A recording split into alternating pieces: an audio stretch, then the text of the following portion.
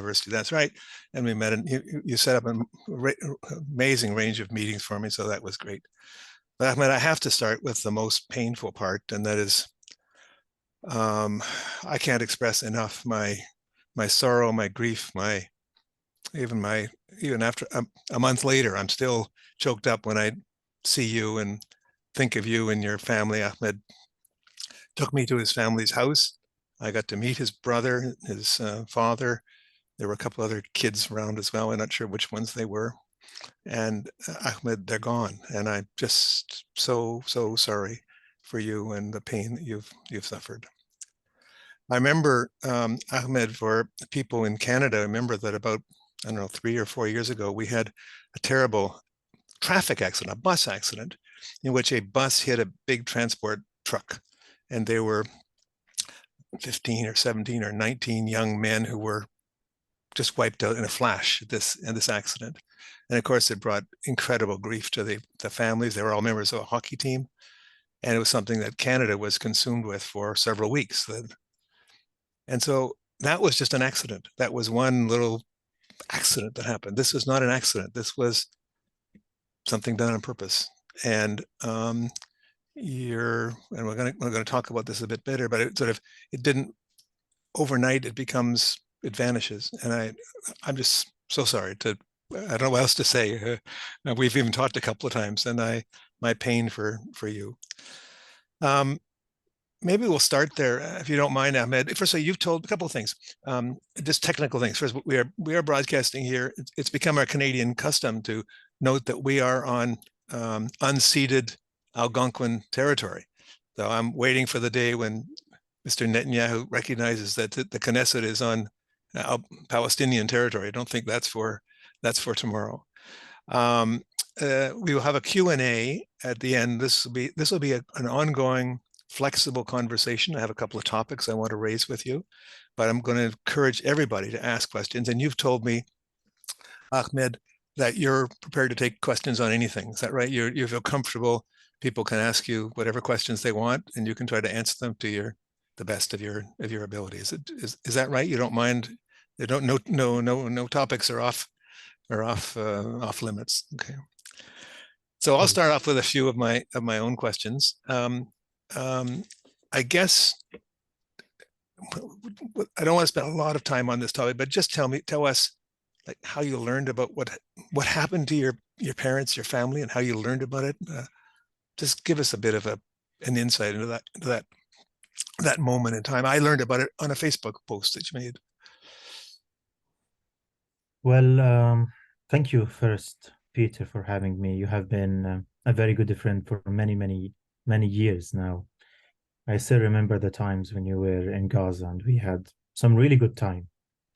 That time when Gaza was still beautiful, and I remember one day you told me that when you came to Gaza, you were shocked that there are many beautiful cars in the streets and beautiful buildings, and the impression that you had that Gaza is a place where terrorists live under rubble. Not you. You said many people think that Gaza is a place full of rubble and people, terrorists who live under rubble. And then when you came to Gaza, you were astonished that Gaza is actually beautiful and the beach is beautiful and we have beautiful houses, beautiful cars like any other country in the world.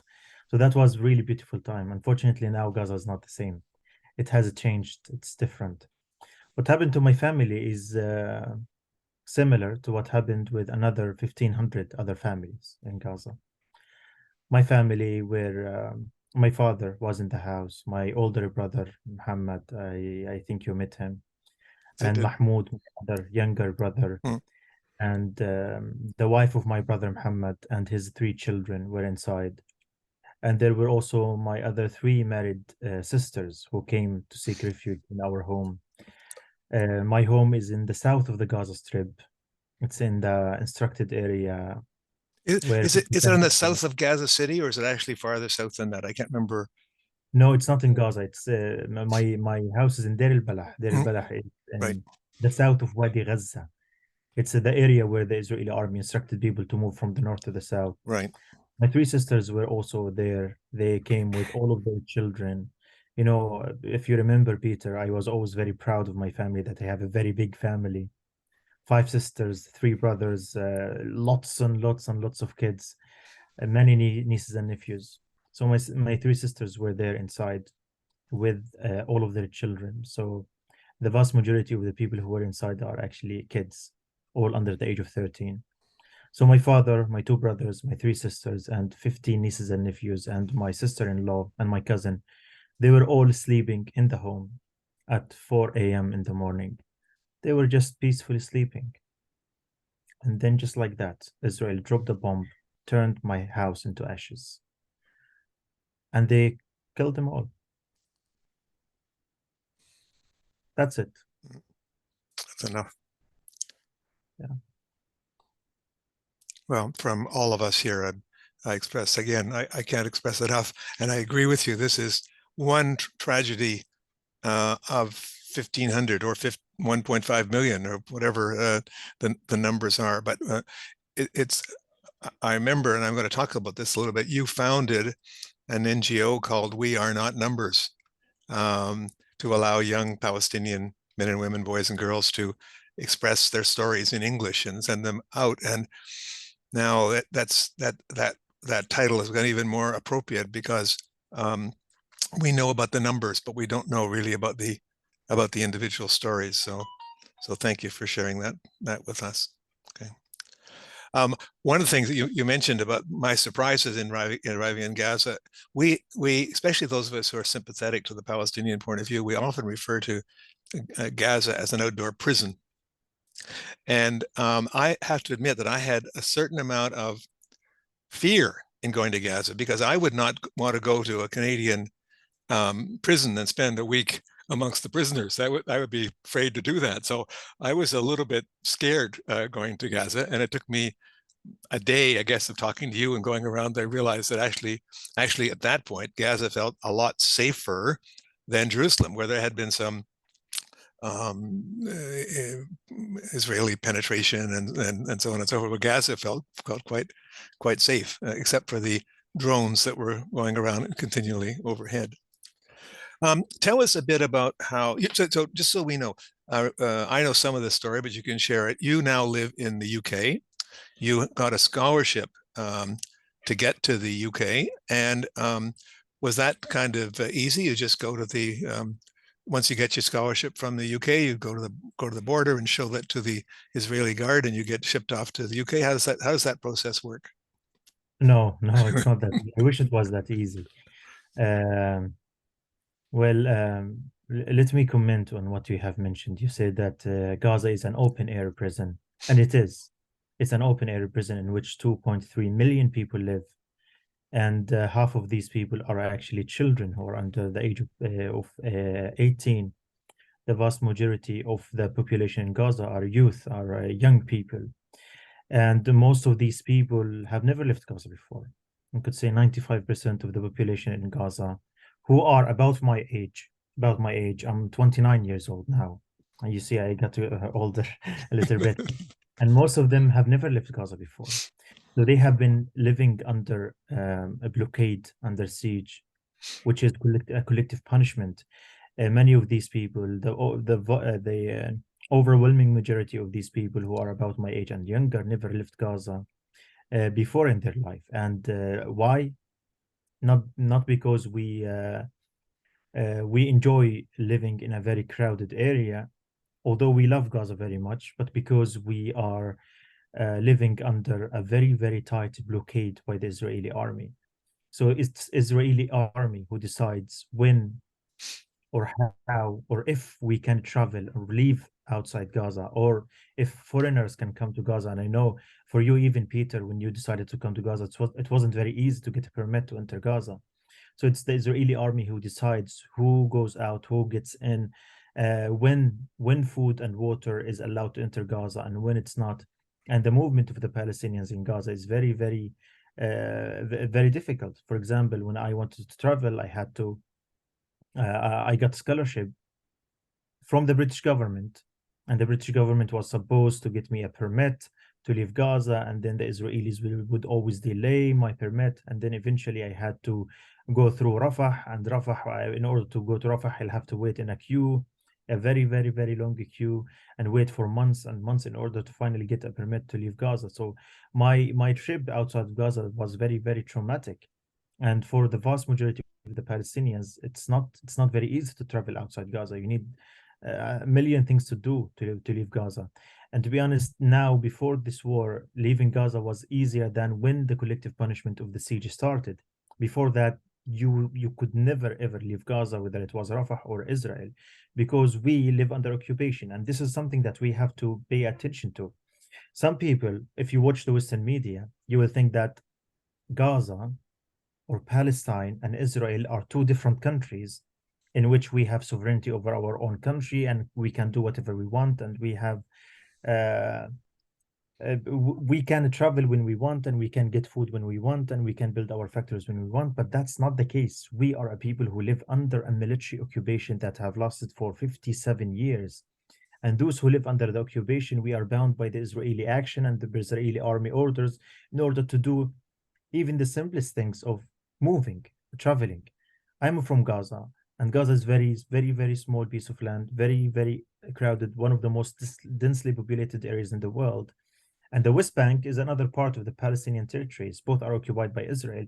And he never had the chance to go and visit the West Bank, which is part of the Palestinian country. I was never allowed to go to the West Bank. So moving from here and there is nearly impossible. And it Would was, by the way, easier for me to go to the UK, but it was impossible for me to go to the West Bank, which is like half an hour drive. and is that because Hamas doesn't want you to go to the West Bank? No, of course not. Of course not. This has nothing to do with Hamas. It has everything to do with Israel, with the Israeli army. In order to go from Gaza to the West Bank, you'll have to have a permit from the Israeli army that says, okay, you are clear to go, and you can go. And some people think that, yeah, the Israeli army wouldn't allow Hamas terrorists to go to move from Gaza to the West Bank, but it's not true. For example, my mother had cancer and she was 60 years old, and she could be cured. But Israel did not give her a permit. We tried many, many times to get her a permit to travel to the West Bank in order to receive a treatment for cancer. She was dying literally, and the Israelis did not give her a permit to travel, and she died. And my mother died because Israel did not allow her to receive a treatment in a Palestinian hospital in the West Bank. And this is the case for thousands and thousands of Palestinians who are dying every day because Israel doesn't allow them to go outside, travel to receive a treatment. This is the problem. And of course, Israel is always putting the blame on Hamas, Hamas, Hamas. Whenever I watch the Western media and they invite an Israeli official to speak, they will say Hamas, Hamas, Hamas, Hamas, Hamas, and all of this nonsense. But in reality, it has everything to do with the Israeli army that's controlling our life, that's controlling the water, the food that gets into Gaza, the electricity, the movement of people, everything, every single right that we enjoy is we don't enjoy it because of the Israeli occupation. And all of the evil, all of the suffering of the Palestinian people is only because of the Israeli occupation, nothing else. In the West Bank, there is no Hamas, for example. We have no Hamas in the West Bank. There's the PA, which is doing peace talks with Israel, and the Palestinians in the West Bank are suffering on daily basis settlements, for checkpoints, of killing every day. They kill 1, 2, 3, or 6, 7 Palestinians in the West Bank, and no one moves a thing, no one says a thing. So the problem is not with Hamas now. The problem is with the Israeli occupation. They're being killed every day. But the Palestinian people are diverse people. Some people are angry at Hamas because they did that. Some people are they think that this is just. It feels like when you live for 17 years under blockade, under war, under suffering on daily basis, and then they find that some people just want to break through this prison. Some people liked the Hamas fighters broke through this prison and killed the Israeli army. But I don't think that some people are happy that the Israeli civilians were killed. I don't know, the people I talked to, none of them said that attacking civilians was good, and they are happy that the civilians were attacked, as far as I know.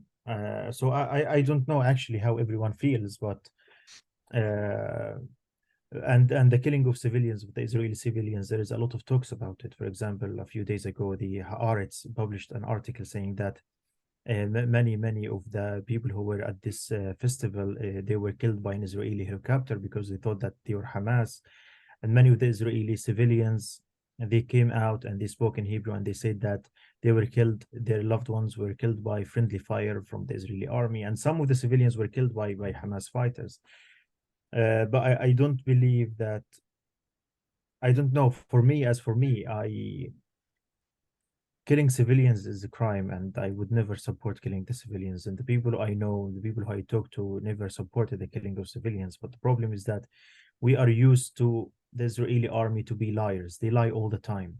So we don't know what actually happened in Israel at that day. I don't know what happened. But if there were some people who were killed who were civilians, then I do not support that at all. Civilians should never be harmed. And I am someone who knows how much it is painful to kill civilians, because my family were civilians and they were brutally killed. 14 kids, 14 nieces and nephews of my family were killed. Right. And they did not deserve to die. So civilians do not deserve to die. Grafton, have you started to collect some questions there? You got something you can share with Ahmed? Yes, I have. Many of the participants on this call have expressed their condolences, Ahmed, on your loss, and I would like to convey that to you along with my own. We're also very sorry.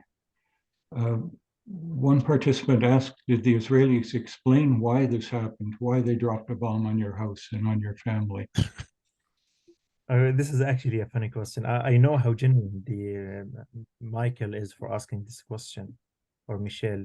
Sorry, my English is not the best. But this is a funny question because Israel never gives a justification to why they kill people. And when they, for example, they bombed the hospital, and when they bombed the hospital, they said, no, it was a misfire by Hamas or Islamic Jihad. So you are dealing with an enemy that is very brutal, that is dishonest, that lies a lot. How could an army justify the killing of 14 kids of my house? There's no justification whatsoever. No justification. And they would never give you a reason. And if they give you a reason, they would lie. But no, they did not say anything about my house, because you know what? They bombed another 30,000 Palestinian homes in Gaza. 30,000 so far. More than 1,500 families were wiped out from the face of earth, just like my family. So they will not give justification for killing all of them. They say that Hamas uses Palestinians as a human shields. And this is the lie that the media repeats all the time. Hamas uses the civilians as a human shields. But here I am. I am one example. My family were not used as a human shields. We did not have any militants in the home. The area where I live in Deir al-Balah, is one of the safest areas in the Gaza Strip. It was in the south of the Wadi Gaza. So whatever justification they can come up with, it's not valid, because it's not. My family were sleeping in their home. There were no fighters around the area. It's very densely populated area. No rockets, no Hamas, nothing. And they were bombed, and 14 kids were killed in my home. So there's no justification whatsoever. And the Israelis, like always, did not say anything about it, as if it's okay to bomb Ahmed's home, as if it's okay to kill Palestinian civilians. And the media got used to the Palestinian numbers. Now we're talking about 7,000 Palestinian kids killed during the past 45 days. Let that sink in, please. 7,000 Palestinian kids were killed. And how Israel justifies that? They don't justify it. They don't care. And the Benjamin Netanyahu revoked one of the Talmudic things. He said that he revoked the Amaleks. He said that Palestinians should be killed, women, children, kids, houses, everything. This is the people that we are dealing with. They are not ashamed of killing civilians. They're proud of it. Do you and think they will not justify it because there is no other solution for it? Do you think that they really are just going after Hamas, or do you think they have a bigger objective? Of course not. Listen, this war has nothing to do with Hamas. I swear to you, it has nothing to do with Hamas. If they are after Hamas, we wouldn't have seen that. Now, 93% of the casualties in Gaza are civilians. 93 are civilians. 70% of the people who were killed in Gaza are women and children. All of the houses that were destroyed are Palestinian families' homes.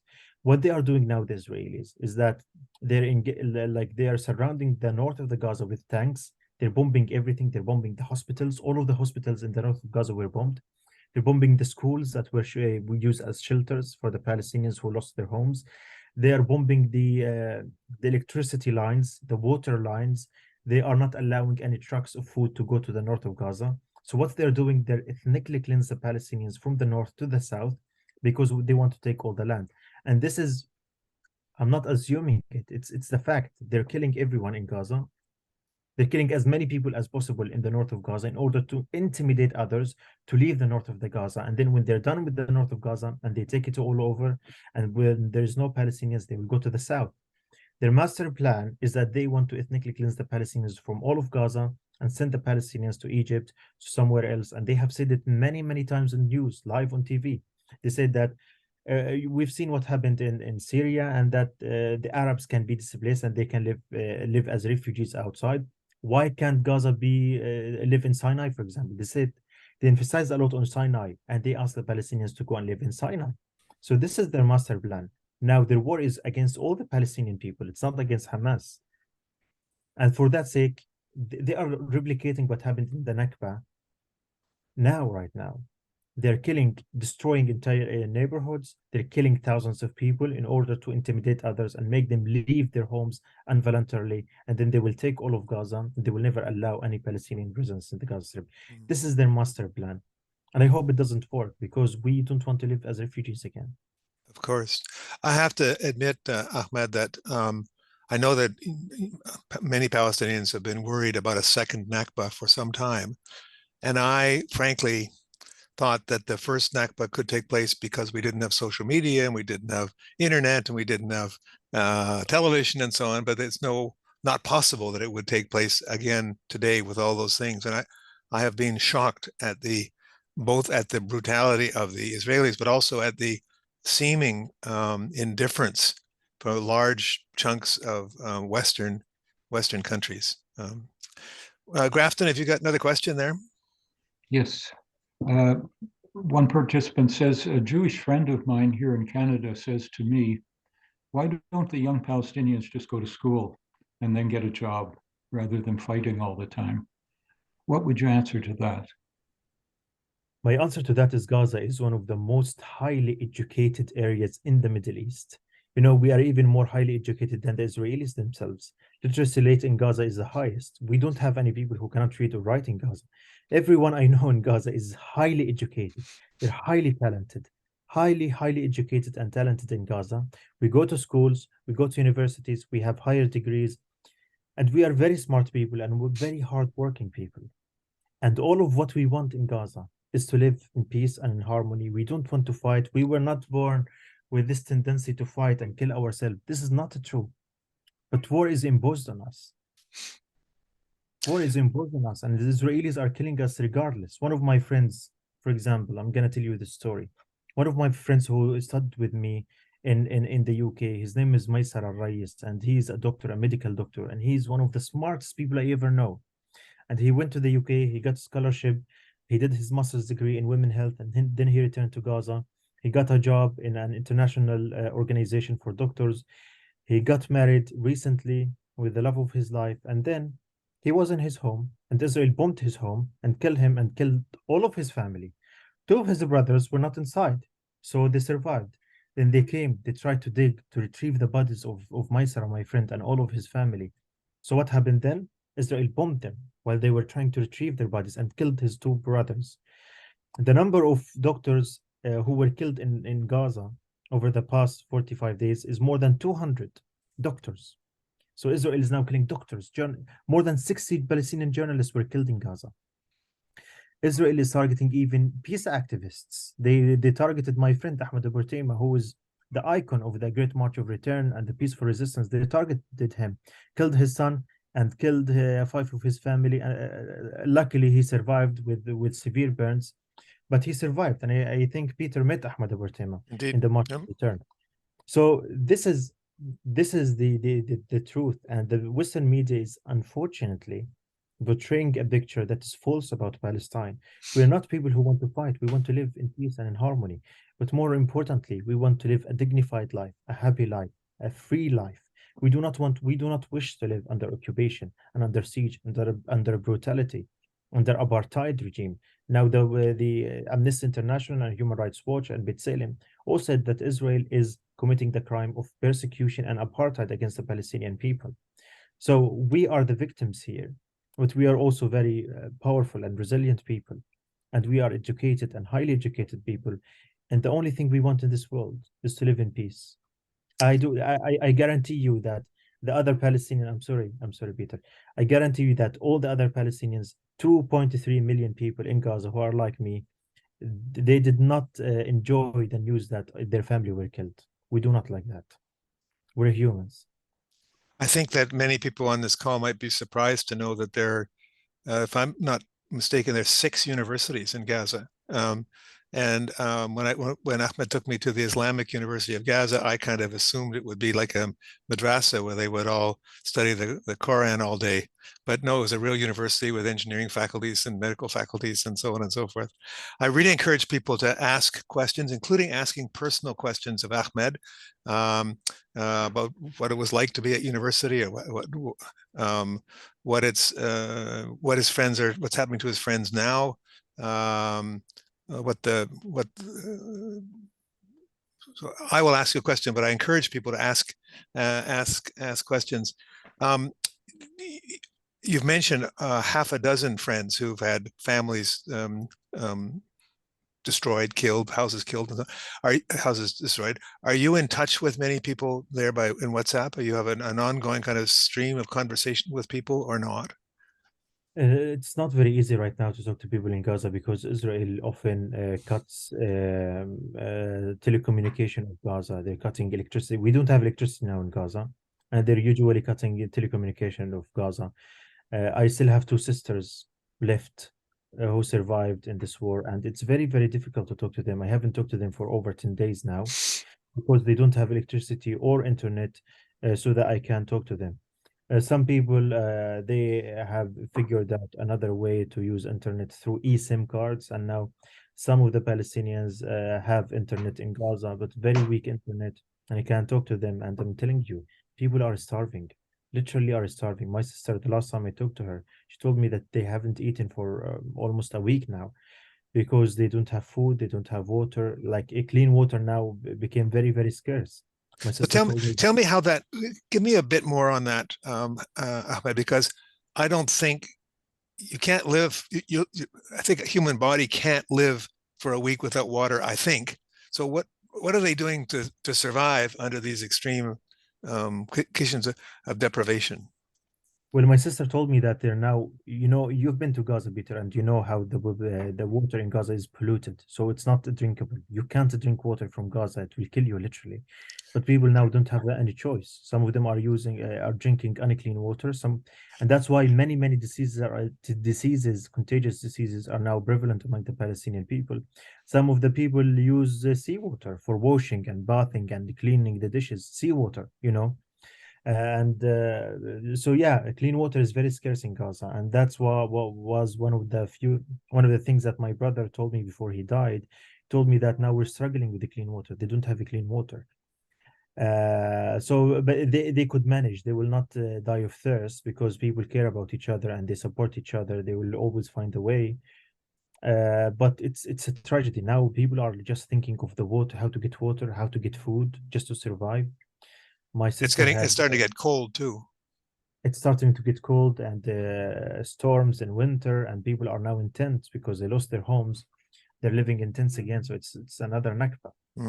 And yes, this is what we're talking about. We're talking about starving an entire population, cutting off food, cutting off water, cutting off electricity, cutting off telecommunication, bombing the houses, bombing the hospitals. Like 2/3 of the hospitals in Gaza were demolished. And by the way, Peter, the Islamic University and Al-Azhar University were bombed. They were flattened. So they even destroyed the schools, they destroyed the hospitals, they destroyed the universities, they destroyed every way in which people can have a way of living. So because they want to make Gaza unlivable, so that people never come back to Gaza, because they can't live in this place. Mm. This is what we were talking about. I do see some questions have been put in the chat. I encourage you, please, to put it in the Q&A. We can't really deal with questions in the chat, so please put them in the Q&A, and Grafton will be able to process them there. Grafton? Yes. This participant says, I understand that the desire to achieving justice and freedom through what we refer to as civil resistance. However, we must not ignore the Palestinians who've been doing that over the decades.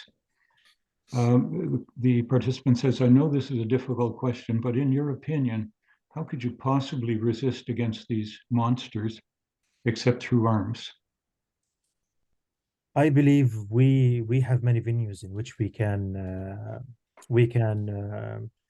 go to and seek that is very peaceful. We can do peaceful protesters, but you know everything. I believe that we, the Palestinian people, on our own, we can't do much. We need support. We need support from the international community. The West needs to wake up. The media needs to wake up. The international community needs to wake up. All of them need to wake up in order to pressure Israel to end its occupation. And we, the Palestinian people, we have to be very active on many domains, many fields. One of them is very important, which is media. The Western media, unfortunately, is doing us a lot of harm. There is a lot of misinformation, a lot of disinformation, a lot of lies that have been spread about the Palestinians. And the Palestinian people have to, we can confront that, and we should confront that. We should tell the truth about Palestine and about Gaza. We should also, there is also the international legitimacy, the International Court of Justice and the International Criminal Court. We have to revert to that, and we have to protest everywhere. And the people, and I think not only the Palestinian people who have the responsibility to end the Israeli occupation, but the West have also a huge responsibility to protest and ask their governments to end the Israeli occupation. And we also have the boycott, the BDS campaign. We can do a lot of work through BDS. I mean, I am someone who believes in the peaceful resistance, and there are hundreds of ways in which we can use peaceful resistance in order to get rid of the occupation. The same way as the South African got rid of apartheid, it was through boycott, it was through peaceful resistance. And I believe that we, the Palestinians, and even even if we want to use arms, we don't have the capacity to do that. We will never beat Israel. But yeah, I still believe that we should continue our peaceful approach in order to end the occupation and get our rights back. Maybe I'll just use that as a segue, Ahmed, to ask you about We Are Not Numbers, the organization that you founded when you were still in Gaza. My understanding of We Are Not Numbers is it was partly a way to help young Palestinian men and women improve their English language skills, but also to allow them to get their story out to the outside world, because your success depends, I think this is what you were saying, it depends in part in people understanding, feeling sympathy with, having some compassion for young Palestinians. Have I got that right, or help me if I've mistaken it? Well, We Are Not Numbers was not established to improve the English language of the Palestinians in Gaza, because every year. By the way, your English is terrific. Thank you. I'm still struggling with my English. Anyway, so every year, hundreds of people apply for We Are Not Numbers, and all of them speak brilliant English, way better than me, by the way. Younger than me, but they speak better English than me. We Are Not Numbers was established in order to equip the Palestinians with a platform in order for them to tell their stories and share it with the world, and in order to break the stereotypes about Gaza, that Gaza is a very beautiful place. It's an amazing place, that the Palestinians are not terrorists. The Palestinian people are amazing, lovely people who just want to live in peace and in harmony. We want to share with the world our talents, our success, our beauty, our culture as well. That's why We Are Not Numbers established, and I think that it's doing a great work, a great job in doing so. And We Are Not Numbers, we try to break the siege, even mentally, because we connect writers with people from all around the world, in which we can connect with people from the outside and not live in isolation as Israel wants. We So will, those many- I'll, in the follow-up email I send to all the people who are attending this, I'll include a link to We Are Not Numbers. You are still officially connected with them in London. Is that not right? Sorry again. You still have a role in We Are Not Numbers. Is that Yes. right? So by going on this website, you can see a number of the terrific stories, and even stories about what's happening now. People writing about being displaced, about their lives and having to move from northern Gaza to southern Gaza and so on. And Ahmed, just before I forget, the Ottawa Foreign Minister of Palestine will be making a donation to We Are Not Numbers in partial thanks to you for the time you're spending with us today. We're very happy to do that. Grafton, more questions? Yes, back to Hamas and sort of strategies of resistance. The participant asks, do you personally know anyone who identifies as being Hamas? And I guess I could expand on that. I mean, are these the sort of conversations that one is able to have, that one does have, that Palestinians in Gaza do have, about what forms of resistance should be taken? As I said before, the Palestinian people are diverse, and there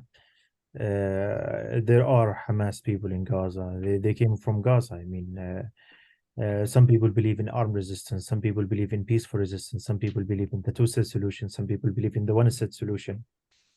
We have many, many other factions, by the way. It's not only Hamas and Fatah. We have more than 12 Palestinian parties, political parties. And we, the Palestinian people, are very diverse people. Many people believe in different things. And this is not only in Gaza or the West Bank or Palestine. Everywhere, wherever you go, you'll find people from different backgrounds, different colors, different ages, different ideologies. We in Palestine, we have Muslims, we have Christians, we have atheists, we have people from all colors. And wherever there is occupation, whenever there is military occupation, you will always find some people who believe in armed resistance.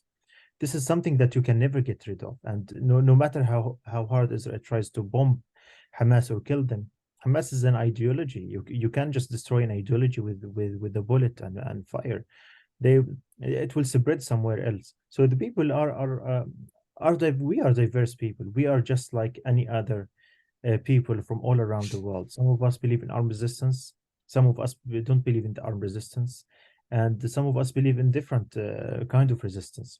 And some people just want to live in peace and they don't want to get into politics at all. And that's over the majority of people. They don't get into politics at all. They don't belong to any political party, and they don't have certain ideology on how. So, as a Palestinian living in Britain, what kinds of sympathy or antipathy have you been receiving from British people?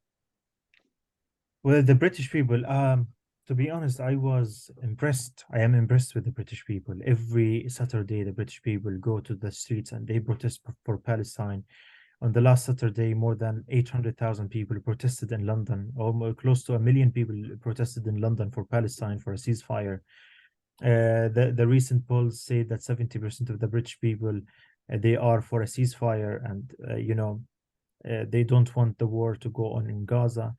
I have been receiving a lot of support from the British people, from my British friends here. You could rarely find someone who is pro-Israel. Well, there is pro-Israel people in the UK, but I think the majority of people in the UK support Palestine now, and they don't like the occupation. They're pro-peace, they're pro-justice, pro-Palestine. Because if you are pro-peace, pro-justice, you will be pro-Palestine. So the British people I'm impressed with the British people. They are very lovely people. They are very warm people, and they are very diverse people, especially people in London. They're very diverse. There is a lot of diversity in London, and every week for the past 6 weeks, they are protesting all over the UK, not only in London, all over the UK, in thousands and in hundreds of thousands. They protest for Palestine. And when I lost my family, they made kind of service for my family, and hundreds of people came to stay with me, to support me. So I'm overwhelmed with love and support from the British people. I really love that. But unfortunately, the government is not doing well. Unfortunately, the British government is not living up to its responsibility as a democracy to respond to these people who are protesting every day, every week in London, and they're not living up to what their democratic role should be, unfortunately. Grafton, you got another one Thank there? you. Thank you. Quick question. Where was your family living before 1948? My mother's family is from Bir Saba. That's in the south of historic Palestine. And my father's family, they had links to Jaffa.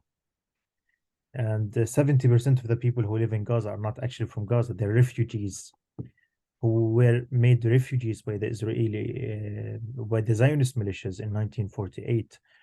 They were from cities that are now in Israel, unfortunately.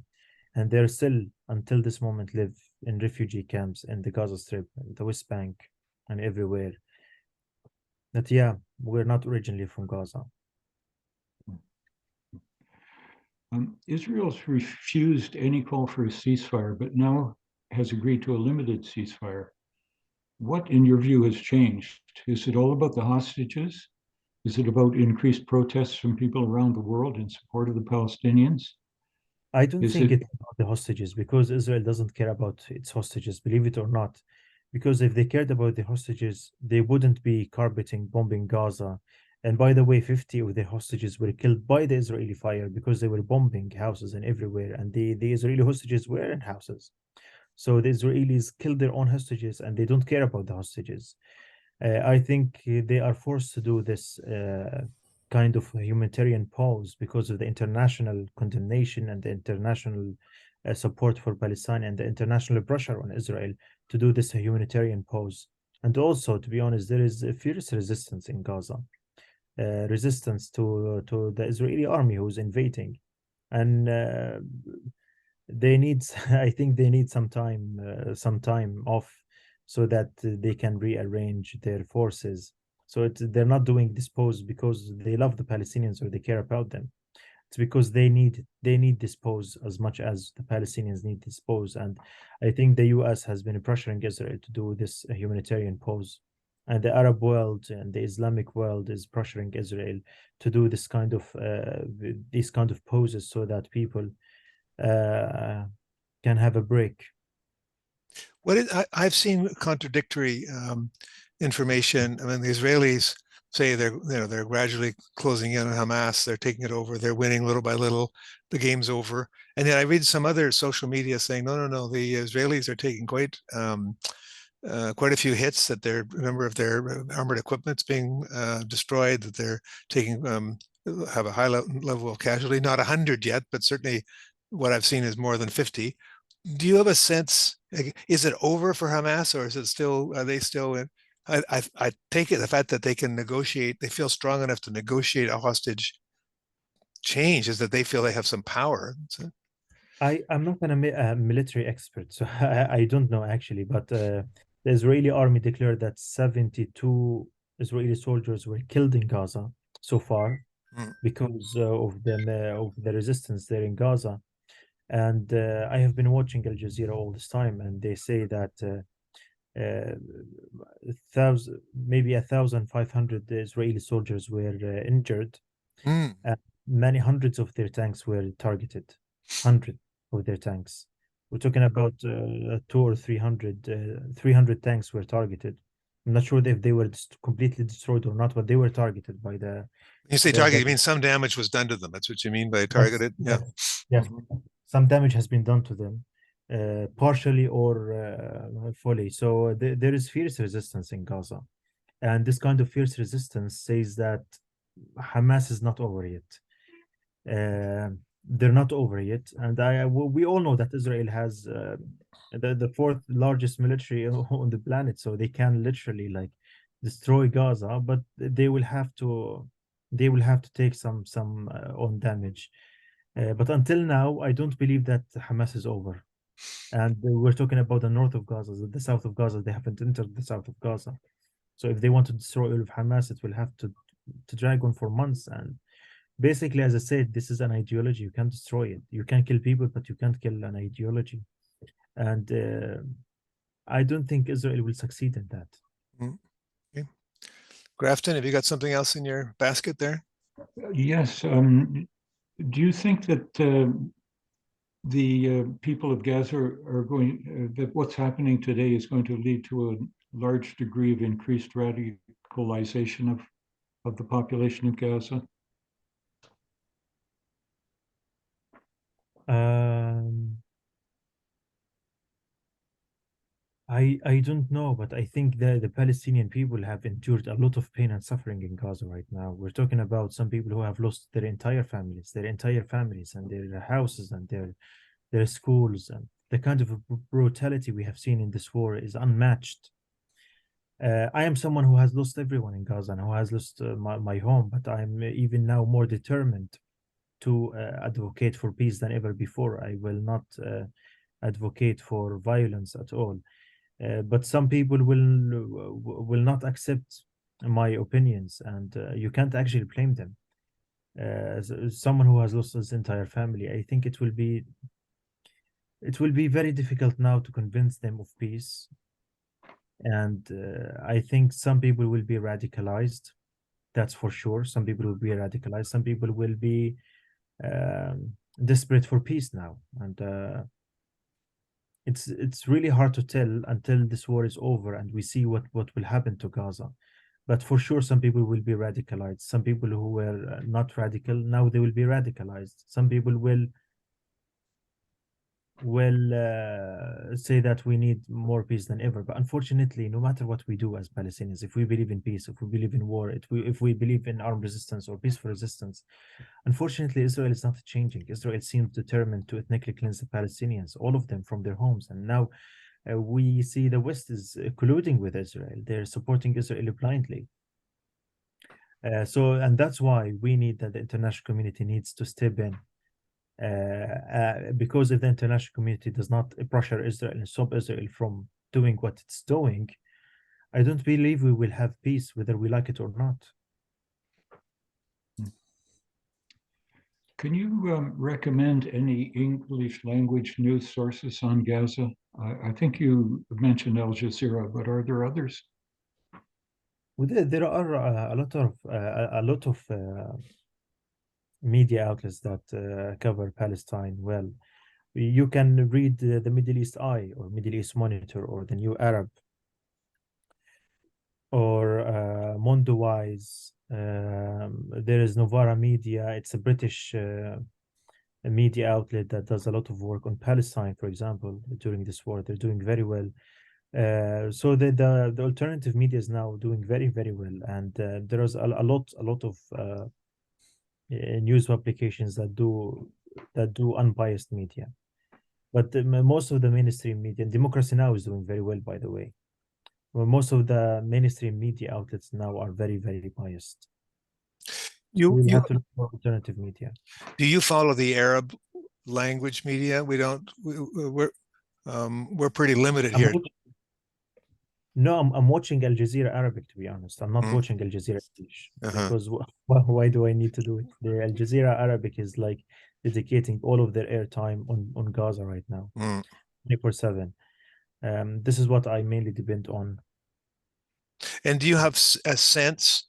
Do you take some encouragement from the fact that the Organization of Islamic Cooperation got together, or there was just that delegation you probably saw of foreign ministers from Arabic countries heading off to China and then going to Russia?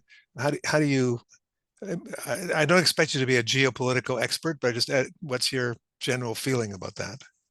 I think that right now we need every support that we can get from anyone. And these people are trying their best to their diplomatic efforts to stop the Israeli war crimes against the Palestinian people and stop the genocide. We have to welcome that, and we have to call for more. Okay. Grafton, we got time for a couple more questions. We'll probably try to end. You're good for another 10 minutes, Ahmed? Yeah. Okay. Yeah. Okay, there's a number of people are asking about your view of the future, and we can probably wrap up with that. But before we get to that, one listener is asking, what is Qatar's role? How are they? Why are they involved? And do you think their intervention is effective? Well, the Qataris are the ones who mediated for this truce, for this humanitarian pause that will last for 4 days starting from tomorrow. And they're mediating because Hamas leaders are living there. The Hamas leaders are living in Qatar now, so they have the links with the Hamas leaders and they have links with the Americans and with the Egyptians. So they're doing a lot of work that we have to thank actually for mediating for a ceasefire or a humanitarian pause right now that will last for 4 days. And as I said, we, the Palestinian people, we need every effort in order to achieve justice for the Palestinian people. And we have to thank everyone who is doing their work and doing any kind of work to support Palestine. Afton? So there are a number of questions about the future. First, revolving around sort of the day after the current conflict ends. What you think the more longer term future is for Gaza or for the peace process in quotation marks as a whole. What you would like to see, say, versus what you think might transpire. I think right now the Israeli plans for Gaza is total mass expulsion of people, total ethnic cleansing of the Palestinians, not only from Gaza, but also from the West Bank as well. They have made their plans clear. They have said it online. They have said it televised live everywhere that they want the Palestinian people to not exist at all. And also for the people, for the Palestinians who live in Israel right now, they don't want the Palestinians to stay in this land before anymore. And they have said that now. They have said it before. Bezalel Smotrich, who is the Minister of Finance in Israel, 10 years ago published his paper, and he said that this land cannot be enough for two people. It's either us or them. And he said that the Jewish people have only one homeland, and the Arabs, the Muslims, have many lands, so they will have to go. So they are now working effectively in order to just expel the Palestinians from their homes and end the Palestinians' existence on the land, on the Holy Land, from the river to the sea, historic Palestine. And I believe that now we have seen the most right-wing government in Israel in the history of Israel. It's the most extreme right-wing government, and the more we continue, the more right-wing governments will come. And these governments, the right-wing governments, they are determined to destroy the Palestinian people, ethnically cleanse the Palestinian people, to take all of the lands for themselves. This is what they are working on. They have said this many times before, that they will never allow a Palestinian state to be recognized. They will never allow a Palestinian state to exist on the Gaza Strip and the West Bank. They will never allow or agree to the one-state solution because they think this is an existential threat to the Israeli state. And these are their plans. And unfortunately, we have seen that the West is supporting Israel. America is blindly supporting Israel. They're giving them a green card to do whatever they want. And Canada is supporting Israel. The UK and all of Europe, they're supporting Israel. And they're not pressuring Israel to stop its schemes and its plans to destroy the Palestinian people. But I have a lot of hope, and I am very, very proud of the Palestinian people who will never leave their homes and who will stay resilient in their homes, and they will resist the occupation. They will not allow the occupation to take off their homes and lands, and they will never agree to be refugees again. We have been made refugees 75 years ago in Gaza and in the West Bank, and we will never allow the Israelis to make us refugees again for the second time. I believe the plans are big for Gaza. The plans are bad for Gaza. And as long as the West is supporting Israel, I think we will suffer for a long time right now. But I'm very optimistic when I see the protests that take place in Gaza, that take place in London and Europe and in Canada and America. And now the people are waking up. The international community will have to take an action against Israel. And now we live in the era of social media. Now Israel can't hide its crimes. Israel cannot lie and lie again without being exposed. And I think the Palestinian people are doing a great job in harnessing the support from all around the world. And I'm someone who believes in justice and in peace. And those Ahmed, who, yes, in a second, I'm going to ask you to give a few final words, but I just wanted to remind people, first of all, that there is a big demonstration planned for Ottawa this Saturday. There have been many demonstrations on Parliament Hill, the big demonstration.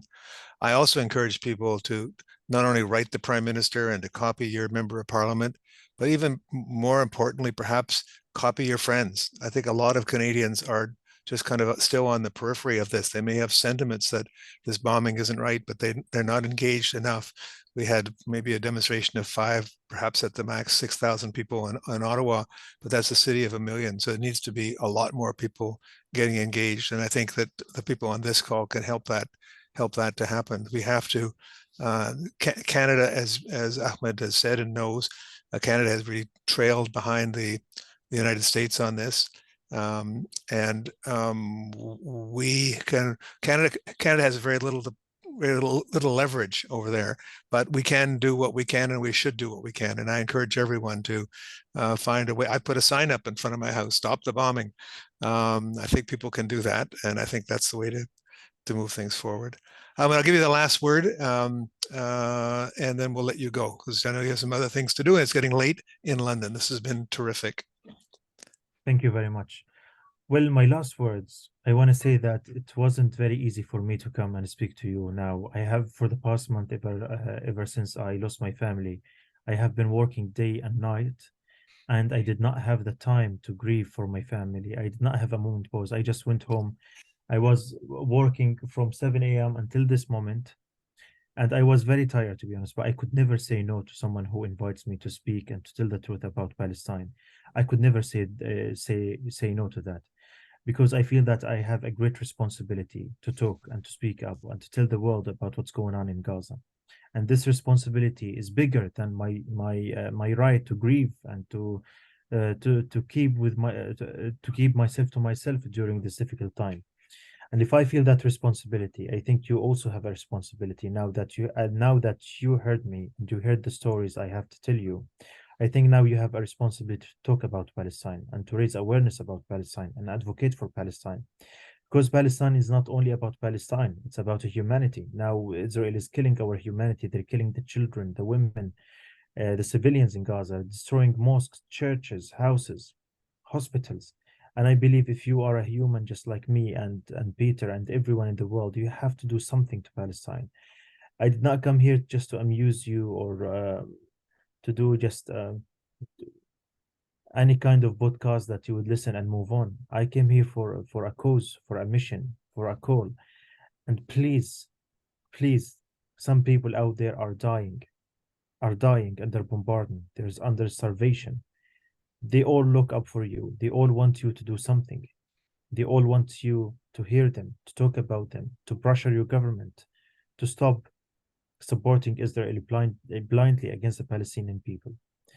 I was very happy to talk to you today. Thank you very much, Peter.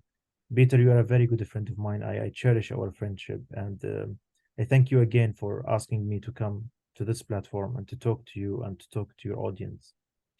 And my last message to you, please read more about Gaza and learn more about Palestine, and then do what you see fit. Well, that's very touching. Shukran, Katir, Habibi. Thank you. And it's my great honor to be your friend. I take that to be a great honor. And thank you so much for spending time with us tonight. And thank you to Grafton for helping out with the questions. I know that we didn't answer all the questions, but Grafton synthesized a number of them together. So thank you very much. Have a good evening, Ahmed. And I hope we get a chance to talk again in the not too distant future. Bye-bye. Thank you.